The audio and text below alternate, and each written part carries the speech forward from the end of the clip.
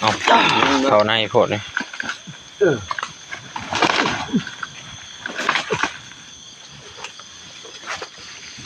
ปุ้งหรือโม่เลือดก็เป็นปุ้งน้ำเนื้อปุ้งเลือด เลือกก็ไปตก เลือดเป็นตัวนัวลูก เป็นไงเอาบ่หลับคาแล้ว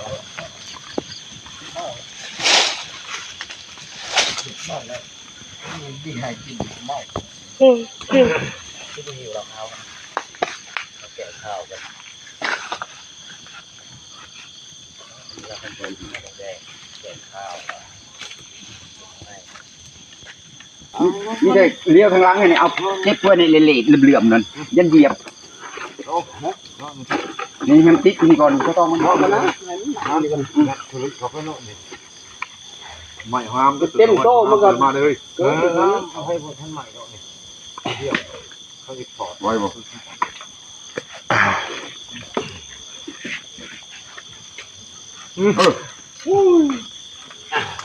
เอาเข้าตัวใหญ่ก็ได้ ถอดไปอีก1 2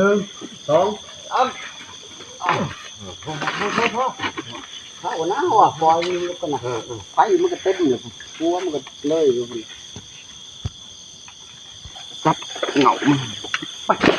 ก็ได้มันเบาๆได้ ปล่อยลงมาถอยแล้วลุง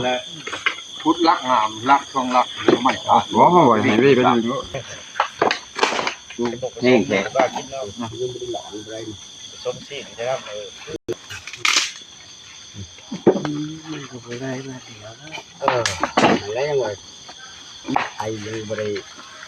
เรียกเอาอีจอยบ่ได้ไอ้ที่โผล่มันจะติ่งลงมาทั่วแบบนี้หนักมันก็ได้ ทอแตกบ่ลงมองใหญ่ลงมองใหญ่ก็ไปทิ้งในน้ำมองแต่กระสอบก็ได้สมบูรณ์กระสอบมันก็เฮ้ยมันหิด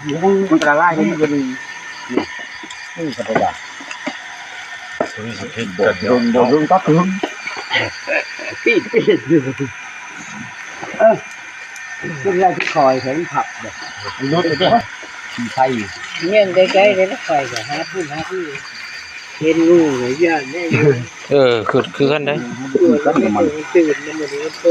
งูได้อยู่คนมาลายอยู่เลยจริงว่าอยู่นี่โอ้ร้านนี้ก็บริครบหมดครบทุกที่อยู่เพราะว่าน้ำมันสิตื่นไปทางอื่นน่ะนะบอกคนมันตื่นหนีกว่าเขาไปมากว่ามันอยู่คนลืมบึมบ่ำอยู่ก็ยังว่าอยู่เท่านี้พี่แต่ว่ามันอยากตายเท่านั้นแหละเนาะ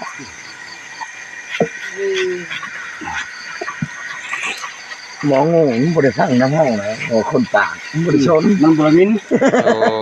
บริยินนะมันเชื่อคนต่างตาโอ้มัวเนาะ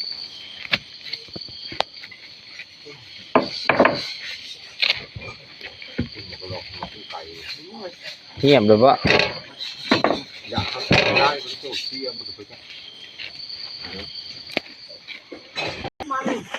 คิดมาเลยให้นั่งสูงตัวนี้เอาไปออกเลยเพราะทูนมันเหี่ยวครับลูกนะมันนานฮะมันกัน